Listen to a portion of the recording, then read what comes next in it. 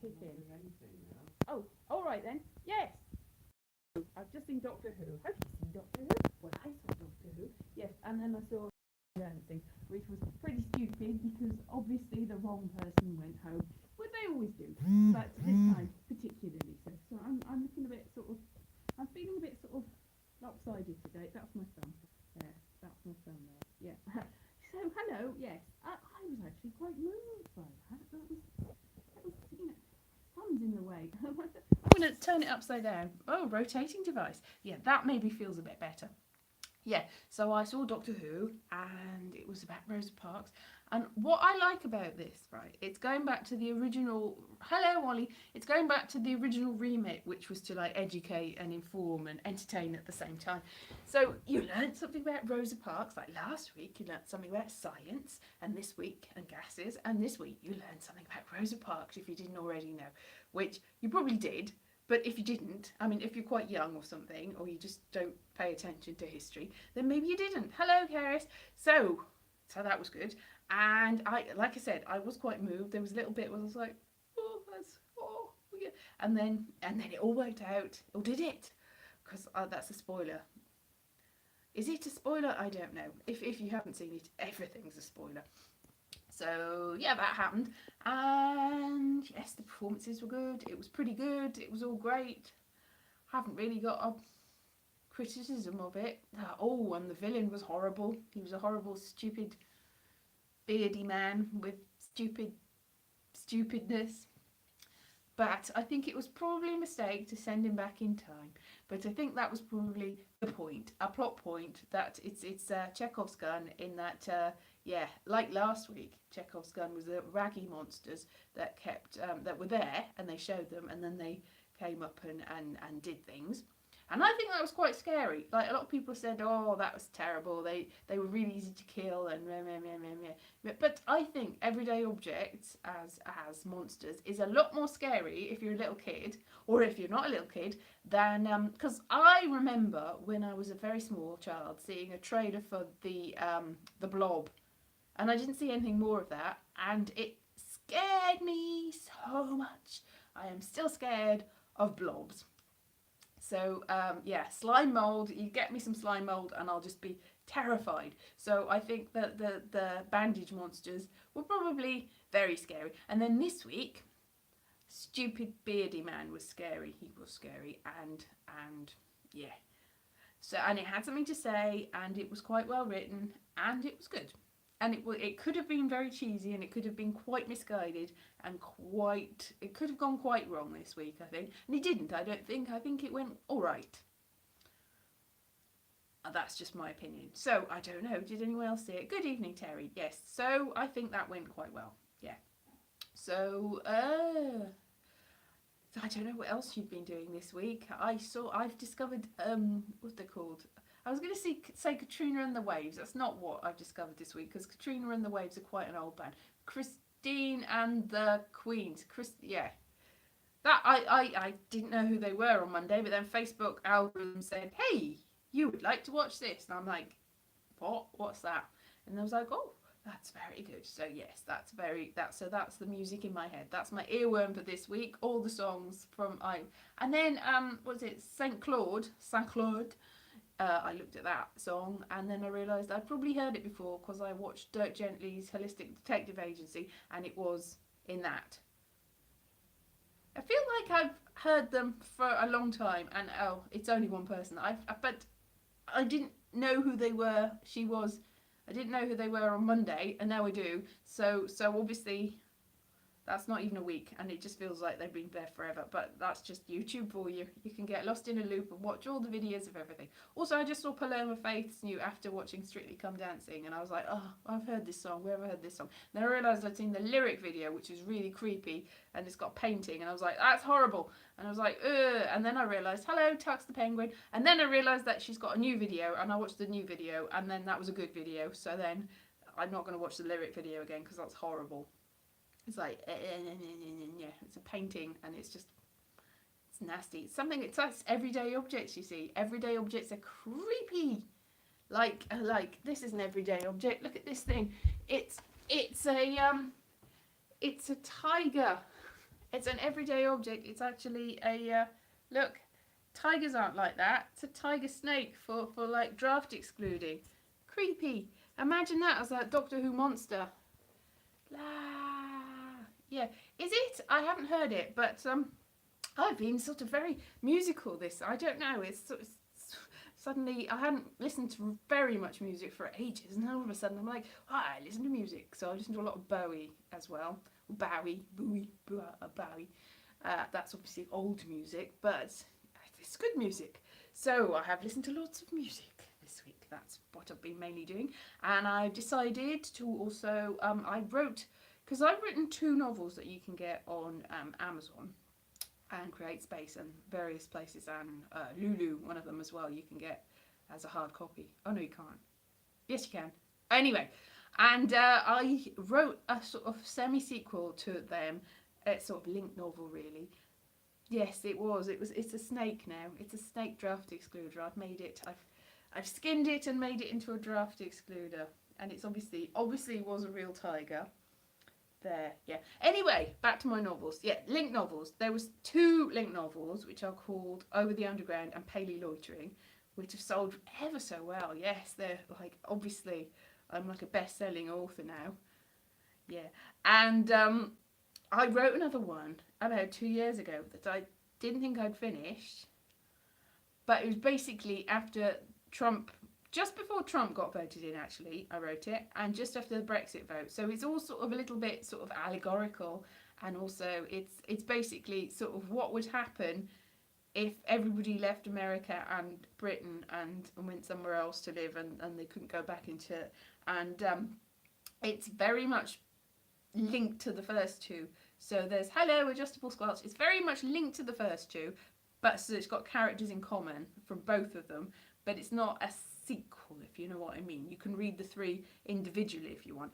Now, I was like, oh, I haven't finished it. Oh, I've got 60,000 words, it's not finished. But I looked at it today. Hello, Steve, good evening. I looked at it today, and I was like, oh, if I put 1 line at the end, then that's to be continued, and that's puts a little sort of, that's it.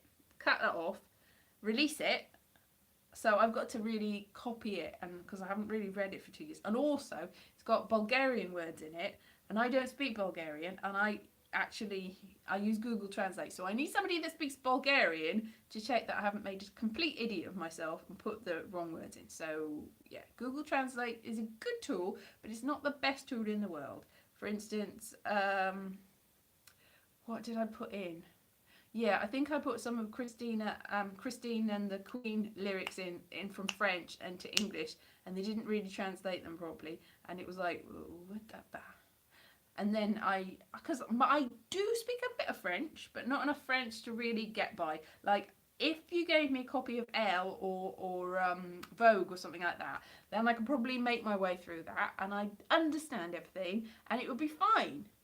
But if you actually ask me to speak it or do anything complicated, then no, I'm not fine. But I can read magazines in French. That's all you need it for, really. Magazines in French. So that's what I've done.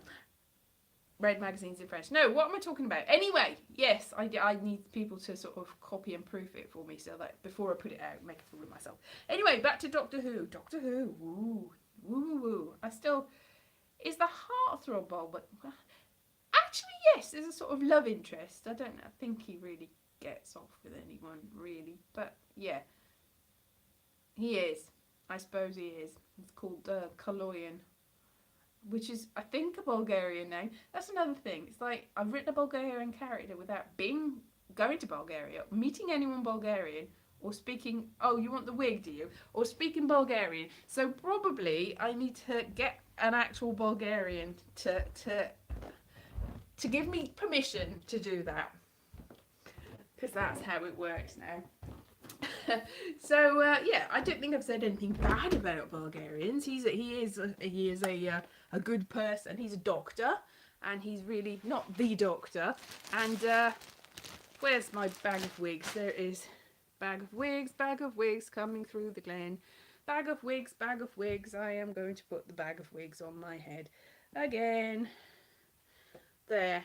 So that's not really on properly, is it?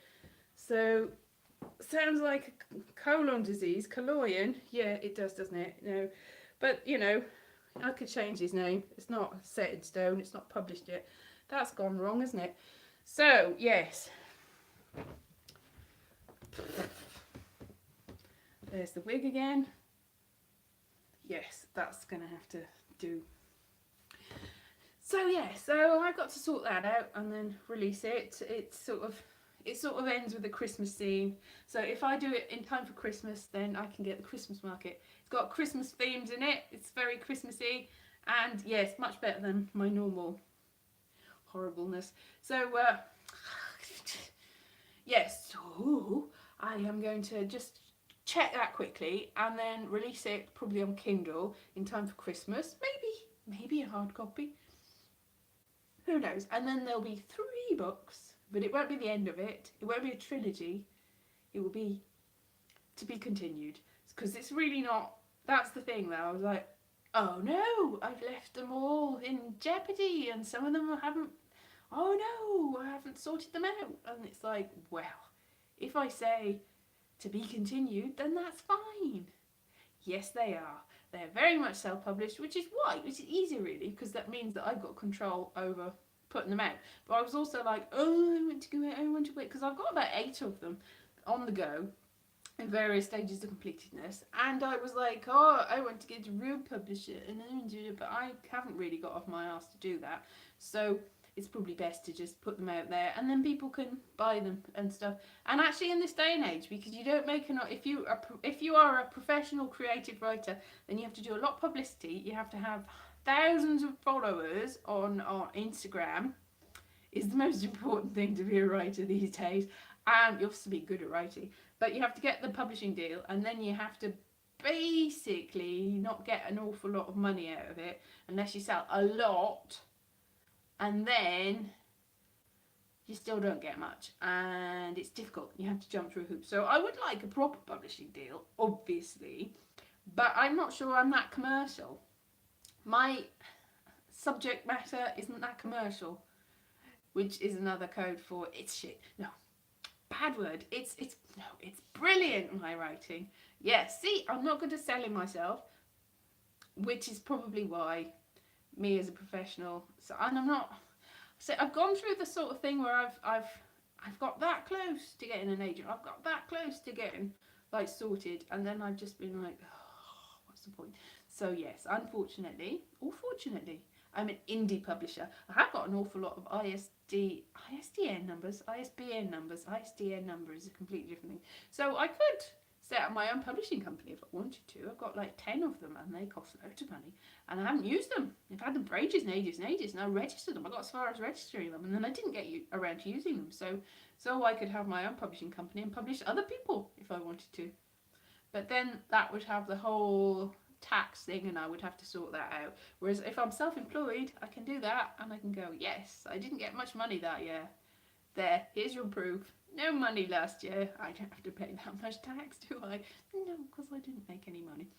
Which isn't actually easier, actually, because then you can't really pay your bills or get anywhere. Oh, and I was really worried about the whole Brexit thing, and I thought, because I've been like making jokes about stockpiling chickpeas and stuff, I'm like, oh, I'll have a look up, because they won't be that bad. If it all goes wrong, it won't be that bad. I'll have a look up, see what other people think. And then I saw loads of like real people, like real publications seriously saying, these are the things that you need to have if you should stockpile, so that you don't die of hunger, basically. And you also need a lot of fuel, so I need a boiler and a stove, a wood burning stove. Got plenty of wood. We've got all trees out the back that I could cut down, and I've got chickpeas and all sorts of stuff. And I had a discussion also about currency, and somebody was like, oh, it's ridiculous. Some rich bloke said that I should get silver, and why should I get silver? Because you can't eat silver, and that's very true. But I think the whole thing about the silver thing is if currency doesn't completely collapse, and if there's some sort of society somewhere and you happen to make it out of there. So that's cheerful, isn't it? Anyway, that's basically what my new book is about. So I've been thinking about this for a while, because thinking about it, that's really, they've basically they've gone to Bulgaria in order to try and escape Britain and America and stuff like that, and it's probably not gone too well for them. But it's also because the three of them, it's not really based in a real life world, because there's all sorts of like spirits and things in the background, but they're not really. It's like, so it's not science fiction, but it's a sort of it's sort of magical realism, in that all like folk tales and legends and stuff are in the background and weird things happen, but everyone just like, yes, that's not happening, just ignores it, even though it is happening. But it's not happening, but it is, but it's not, but it is, but it's not. So it's like I've got Bulgarian demons in the background, but nobody's really like dealing with it. It's not like there's any demon hunting, it's just they're there. What are you going to do? They're there in the woods. Yes, precious metals do increase in value during an economic collapse, but as a lot of people have pointed out, if you can't actually sell the metals, and you know, then what are you going to do? Because you have to have, even if there's an economic collapse, you have turnips. Yes, turnips as a form of currency is probably imminently more sensible than silver, although silver is so pretty. Because I bought some silver a while ago, a coin, just one coin, because it was pretty and it had a koala bear on it. And then ever since, the person I bought it from on eBay has been sending me their special newsletter with all the terrible things that are happening in the world, and their conspiracy theories. And that's been interesting. So, oh, that's another thing. Because you know, Christine and I can't even speak anymore. Christine and the Queens was recommended to me on Facebook algorithms. And I was like, oh, well, I didn't think I'd like that. I will get into turnips. I didn't think I'd like that, but I did. And then today, it showed me a Scientology video. And I was like, I'm not sure this Facebook algorithm really gets me. But then I thought, I'm going to click on it anyway, because they have to pay for that. So I clicked on it, it didn't work. And I clicked on it again and it didn't work. And I clicked on it a couple of times and it didn't work. And then it eventually did work and it started working. And I started watching it because I went to the Scientology Centre in like Tottenham Court Road once and made them show me their special video in the basement, and they really didn't want to. But I insisted because I wanted to see it, and I was actually doing a project, a drama project. We were doing a thing about cults and stuff, and I wanted to see the video. But it was so funny that I just wanted to see whether this one was up to the same standard of humour. And I don't think it is. But, yeah. You have to see humour in things, don't you? Yes, I'm just going to say that. So no shade to the Scientologists, I'm sure. Not the Scientologists themselves. Obviously, Scientology as a thing is a load of old rubbish. But the people that are gulled into believing that thing, then I've got nothing against them. It's not their fault. So basically, I have said, so now I've got a whole David Miscavige on. You know, he's probably going to do awful things, isn't he? He's a very good person. I mustn't say nasty things about people because that is libelous. So I'm sure he's a very nice person. And that's all I'm going to say about that. Anyway, it wasn't a very funny video. So Facebook algorithms does not get me at all. Does not get me at all. So is that controversial? Yes, it's like, is saying things that are obviously terrible are terrible. Is that controversial? Because the people that like it. With a lot of things, the people that like it. So if you're a Scientologist and you really like it, then all right, go for it. I mean, if you've got all the money to give them, then you go for it if you feel that that's your thing. And yes, and turnips. Give them all your turnips, because that might all be what we've got to live on in this country. And so that's good. This week's gone all wonky, isn't it? So basically, this does all link in with things in terms of my books, because I think the first one is all sort of deals with a cult, not Scientology, but there's a cult in it. Different. Not that I'm saying it is. That is. He's digging a hole, Elise, aren't I? Yeah. Anyway, there's a cult in the first book, and then there's sort of ghosties or time travel and various things in the second book. The second book. And then this third one is more just sort of demons in the background, and the looming horror of the real life is more disturbing. But the cult is back again. It's a different cult. It's a scary cult that does culty things. And I know somebody who lent me a big box of things about cults when I was doing the research, read my book and said, oh, it's really good the way you did the cult. Yeah. As if I'd actually known what I was doing. But I did do the research, and that's the important thing when you don't know what you're doing, which is probably why I need a Bulgarian. Everyone's gone very quiet. Why have they gone quiet? Let's talk Doctor Who. Yes, Doctor Who, that's more fun and lovely, isn't it? Hello Midlands Go. You've just missed me being libelous and probably get myself in trouble about various different things. Oh, life is difficult. It's very difficult not to be controversial these days, isn't it? If you say things that you actually mean, especially if you're a horrible person and you say the things you actually mean, and then you go, oh no, why are you saying that I'm a horrible person? Oh, I did mean that, but I should be able to say it. Why? Oh, it's political correctness gone mad. I should say what I can say. I don't know whose voice that is. That's not anybody's voice. Yes, so that basically there's no such thing as political correctness gone mad. It's just, are you being obnoxious and horrible? Don't do that. Yes, Trump does get away with it. You know, if you've got a lot of money and power, you can probably do quite a lot. If you don't have a lot of money and power, or social power, or just, you know, if you're just sort of on the margins of society, you're probably not going to be able to say these things. Is he? Is she? Oh dear, that's a bit worrying, isn't it? Yeah, I'm not going to comment on that, because that's... So I don't know what the whole thing about... Because when I used to work on a magazine, if I said anything that was really bad and controversial, obviously I'd be in trouble and I'd probably be sued for libel. But ultimately, it would be my magazine that would get the bill. And they'd have to sort it out. They might sack me, but they'd still be liable for anything I said.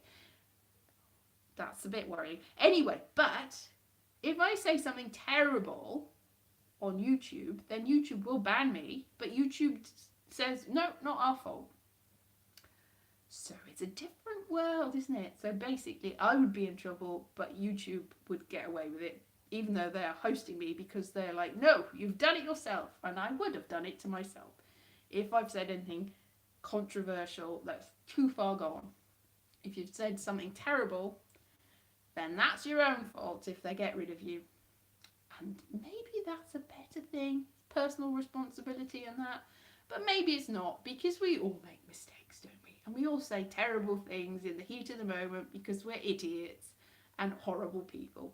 Especially if we're horrible people. So horrible people say horrible things and then go, well, I didn't mean that. I did mean that, but I didn't. I should say that. I should be able to say that. Should you though? This is the thing. Should you be able to say what you want without consequences? No, probably not. Should you be shunned and avoided for saying one stupid thing? Probably not. So it's somewhere in between that. So don't say horrible things, but if you do say a horrible thing, apologise and try to make it good again.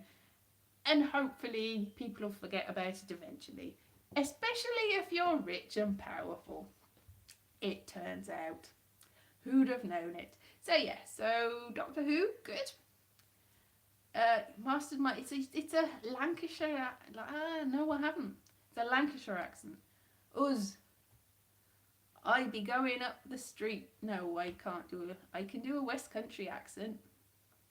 She's not from the West Country though, is she? No, I haven't even tried. I was looking at it going, oh, I'm going to be disappointing everyone. Pam is. I'm going to be disappointing everyone in that I still can't do a Lancashire accent. And it's like, oh, that's really hard.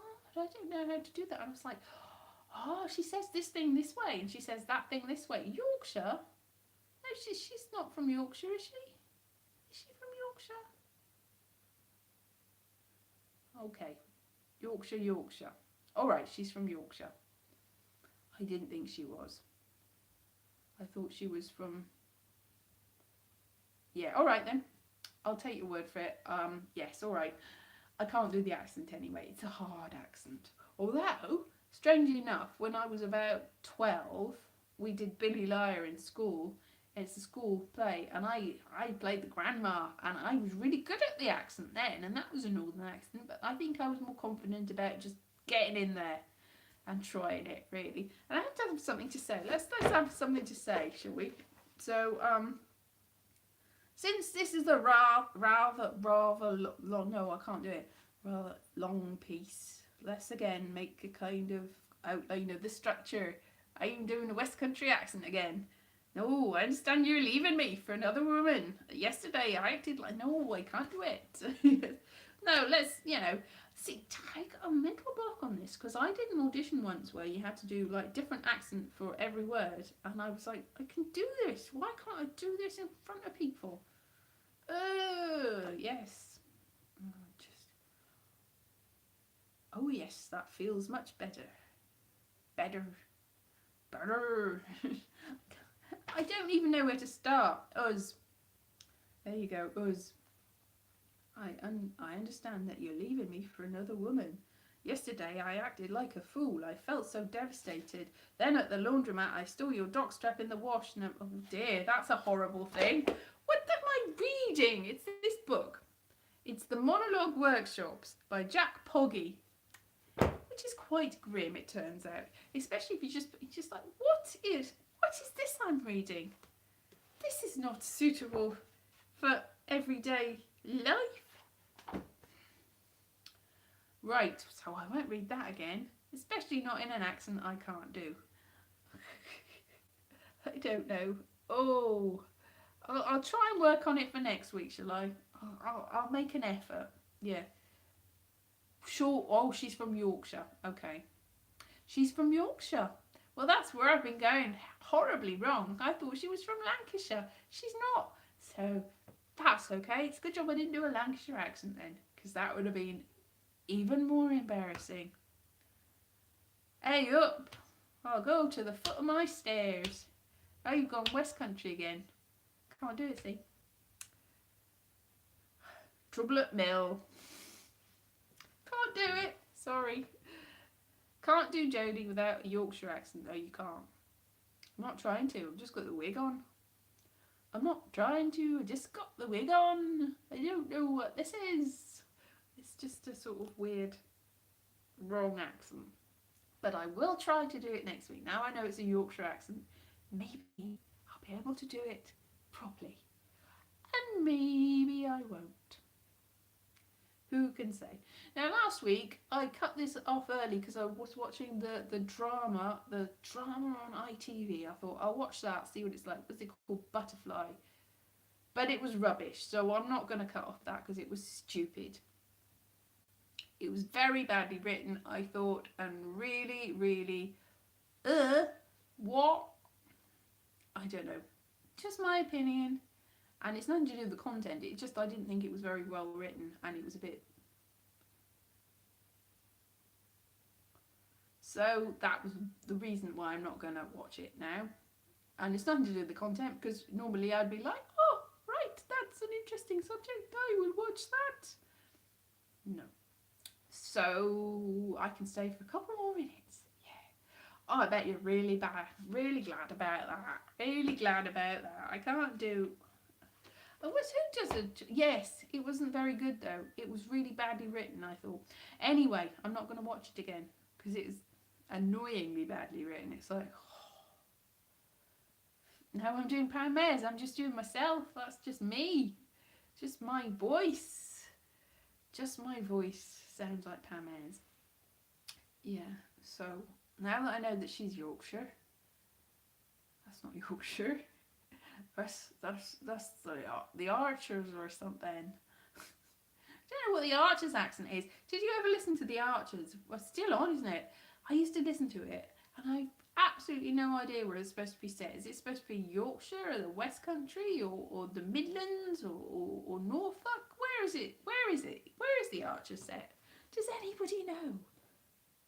What else have you got planned in Wales? Oh, I'm not in Wales now. I'm back home. Back in London, probably back in Wales quite soon, so, or not, maybe not till Christmas, and then who knows, or dares to dream.